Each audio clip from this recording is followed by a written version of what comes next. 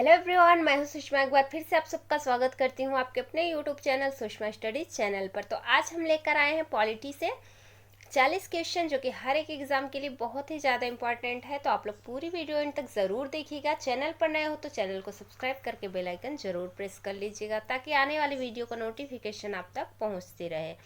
तो वीडियो को like share comment ज़रूर करिएगा। चलिए वीडियो शुरू करते हैं। पहला सवाल देखते हैं। पहला सवाल है, भारतीय संविधान कब लागू हुआ था? भारतीय संविधान कब लागू हुआ था? तो भारतीय संविधान लागू हुआ था हमारा 26 जनवरी 1950 को हमारा संविधान लागू हुआ था, लेकिन बन के तैयार हो गया था 26 नवंबर 1949 को, लेकिन लागू हुआ था 1950 में। अगला सवाल देखते हैं। अगला सवाल है, संविधान सभा के अध्यक्ष कौन थे? संविधान सभा के अध्यक्ष कौन थे? तो संविधान सभा के अध्यक्ष डॉक्टर राजेंद्र प्रसाद थे। अगला सवाल देखते हैं। अगला सवाल है, भारतीय संविधान का वास्तुकार किसे कहा जाता है? भारतीय संविधान का वास्तुकार किसे कहा जाता है? तो भीमराव अंबेडकर जी को भारतीय संविधान का वास्तुकार कहा जाता है। अगला सवाल देखते हैं। अगला सवाल है, भारतीय संविधान में कितने अनुच्छेद हैं मूल रूप में? भारतीय संविधान में कितने अनुच्छेद हैं मूल रूप में? तो मूल रूप में 395 अनुच्छेद हैं, और अभी बढ़कर 448 हो गए हैं, लेकिन अभी मूल रूप में पूछा गया है तो 395 अनुच्छेद हैं। अगला सवाल देखते हैं। अगला सवाल है, संविधान सभा की पहली बैठक कब हुई थी? संविधान सभा की पहली बैठक कब हुई थी? तो पहली बैठक हुई थी 9 दिसंबर 1946 को। अगला सवाल देखते हैं। अगला सवाल है, मूल अधिकारों की संख्या कितनी है? मूल अधिकारों की संख्या कितनी है? तो मूल अधिकारों की संख्या है 6। पहले ये संख्या 7 थी, जिसमें था संपत्ति का अधिकार, जो कि अब हटा दिया गया है, तो अब 6 अधिकार बचे हुए हैं। अगला सवाल देखते हैं। अगला सवाल है, भारतीय संविधान किस देश के संविधान से अधिक प्रभावित है? भारतीय संविधान किस देश के संविधान से अधिक प्रभावित है? तो ये ब्रिटेन के संविधान से अधिक प्रभावित है। अगला सवाल देखते हैं। अगला सवाल है, संविधान शब्द का उल्लेख संविधान में कितनी बार है? संविधान शब्द का उल्लेख संविधान में कितनी बार किया गया है? तो 41 बार किया गया है। अगला सवाल देखते हैं। अगला सवाल है, भारतीय संविधान का सबसे लंबा अनुच्छेद कौन सा है? भारतीय संविधान का सबसे लंबा अनुच्छेद कौन सा है? तो ये है 368।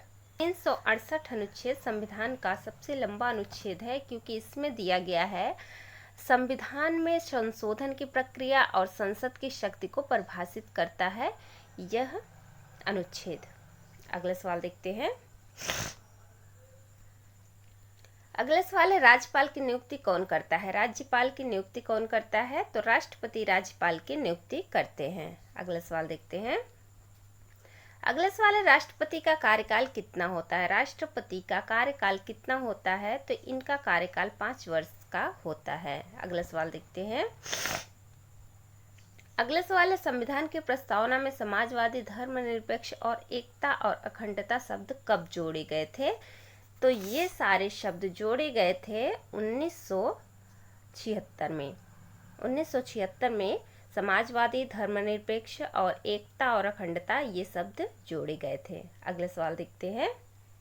अगला सवाल है, मौलिक कर्तव्य किस अनुच्छेद में है? मौलिक कर्तव्य किस अनुच्छेद में है? तो मौलिक कर्तव्य अनुच्छेद 51A में दिया गया है। अगला सवाल देखते हैं। अगला सवाल है, राज्य नीति के निदेशक तत्व किस भाग में आते हैं? राज्य के नीति निदेशक तत्व किस भाग में आते हैं? तो ये भाग 4 में आता है। अगला सवाल देखते हैं।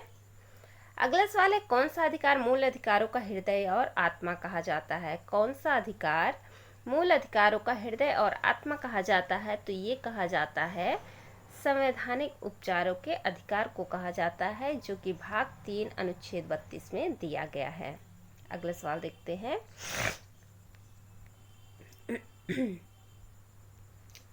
अगला सवाल है, संविधान में नागरिकों के लिए मूल कर्तव्य हैं। संविधान में नागरिकों के लिए कितने मूल कर्तव्य दिए गए हैं? तो ये दिए गए हैं 11 मूल कर्तव्य। अगला सवाल देखते हैं। अगला सवाल है, भारतीय संविधान किस प्रकार का राज्य स्थापित करता है? भारतीय संविधान किस प्रकार का राज्य स्थापित करता है? तो ये गणराज्य, एकात्मक, लोकतांत्रिक, ये सभी प्रकार के राज्य स्थापित करता है। तो इसका राइट आंसर ऑप्शन डी हो जाएगा। अगला सवाल देखते हैं। अगला सवाल है, भारत का संवैधानिक प्रमुख कौन होता है? भारत का संवैधानिक प्रमुख कौन होता है? तो राष्ट्रपति भारत के संवैधानिक प्रमुख होते हैं। अगला सवाल देखते हैं। अगला सवाल है, संसद कितने सदनों से मिलकर बनी है? संसद कितने सदनों से मिलकर बनी है? तो संसद 2 सदनों से मिलकर बनी है। कौन कौन से? राज्यसभा और लोकसभा। अगला सवाल देखते हैं। अगला सवाल है, आपातकालीन प्रावधान किस भाग में आते हैं? आपातकालीन प्रावधान किस भाग में आते हैं? तो आपातकालीन प्रावधान भाग 18 में आते हैं। अगला सवाल है, आपातकालीन प्रावधान किस भाग में आते हैं? आपातकालीन प्रावधान किस भाग में आते हैं? तो ये भाग 18 में आता है आपातकालीन प्रावधान। अनुच्छेद 352 से 360 तक है। अगला देखते हैं सवाल।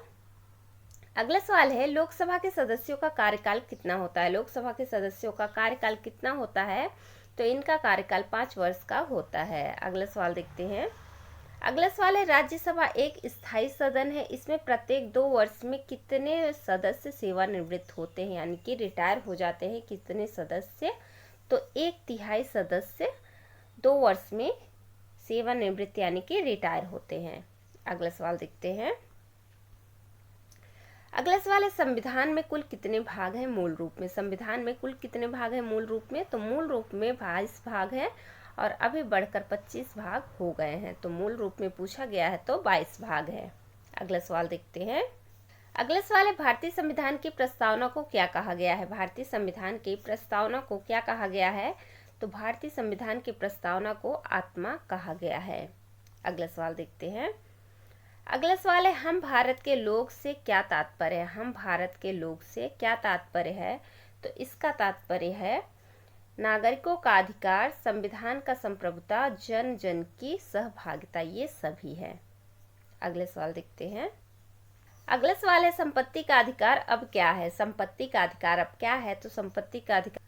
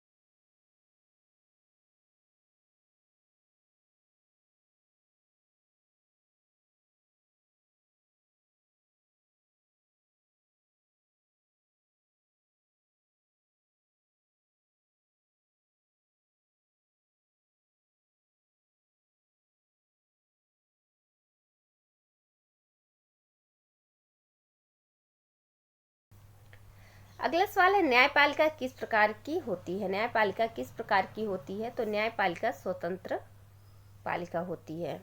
अगला सवाल देखते हैं।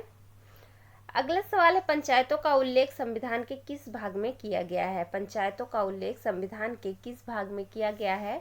तो ये भाग 9 में किया गया है। अगला सवाल देखते हैं। अगला सवाल है, किस अनुच्छेद के तहत राष्ट्रपति संविधान की घोषणा करता है? किस अनुच्छेद के तहत राष्ट्रपति संविधान की घोषणा करता है? तो अनुच्छेद 60 के तहत राष्ट्रपति संविधान की घोषणा करता है।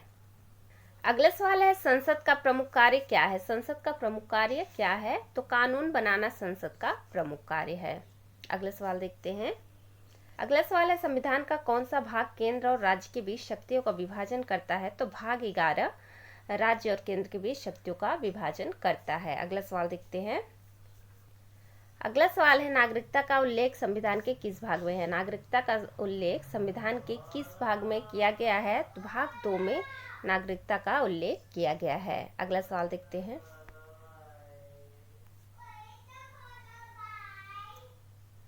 अगला सवाल है, भारतीय संविधान के किस अनुच्छेद में समानता का अधिकार वर्णित है? भारतीय संविधान के किस भाग में समानता का अधिकार वर्णित किया गया है? तो ये भाग 14 में किया गया समानता का अधिकार अनुच्छेद 14 से 18 तक है। अगला सवाल देखते हैं।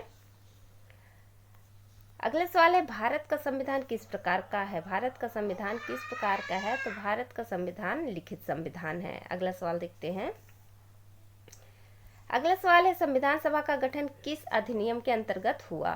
संविधान सभा का गठन किस अधिनियम के अंतर्गत हुआ, तो ये कैबिनेट मिशन योजना के अंतर्गत हुआ है। अगला सवाल देखते हैं। सवाल है राष्ट्रपति आपातकाल की घोषणा किस अनुच्छेद के तहत करता है। राष्ट्रपति आपातकाल की घोषणा किस अनुच्छेद के तहत करता है, तो अनुच्छेद 352 के तहत राष्ट्रपति आपातकाल की घोषणा करता है।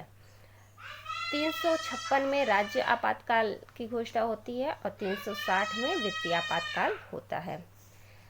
तो ये हमारे 40 क्वेश्चन पॉलिटी के कंप्लीट हुए। आई होप आपको वीडियो पसंद आई होगी। वीडियो पसंद आई तो वीडियो को लाइक शेयर कमेंट ज़रूर करिएगा, चैनल को सब्सक्राइब करिएगा। मिलते हैं नेक्स्ट वीडियो में, तब तक के लिए tata bye bye, take care.